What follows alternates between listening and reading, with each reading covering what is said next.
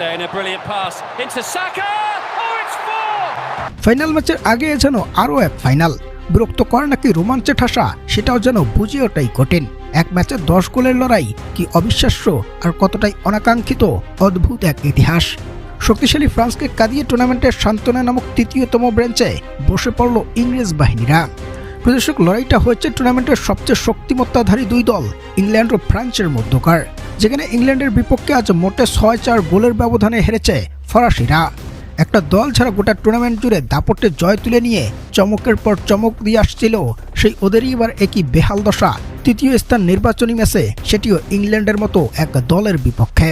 যেখানে আরও বড় চমকপ্রদক তথ্য হচ্ছে ইংরেজ কোচ টুকেল এদিন মাঠেই নামাননি হ্যারি কেন ও জুড বেলিংহামদেরকে।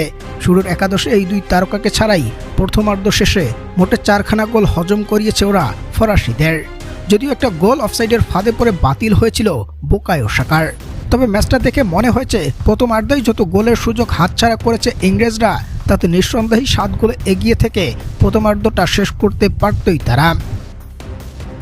অন্যদিকে ফরাসিদের অসহায় আত্মসমর্পণ দেখে যখন সাইড বেঞ্চে মাথায় হাত দিয়ে ভেঙে পড়ছেন ওদের কোচ দিদিয়ার দিশম, ঠিক তখনই ম্যাচের 48তম মিনিটে প্রথম গোল করেন কিলিয়ান এমবাপ্পে, আর 54 মিনিটে বারকোলা, এবং 66তম মিনিটে আরও এক গোল করেন ফরাসি ফরওয়ার্ড কিলিয়ান এমবাপ্পে।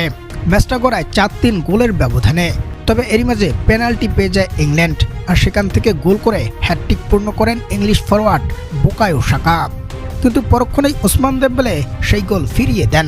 তবে এই গোলে মোটেও স্বস্তি মেলাতে পারেনি ফরাসিরা। এর ঠিক 2 মিনিট পর বদলি হিসেবে মাঠে নামা জুড বেলিংহাম নান্দনিক স্টাইলে বেশ কয়েকজন ডিফেন্ডারকে বোকা বানিয়ে গোল করেছেন।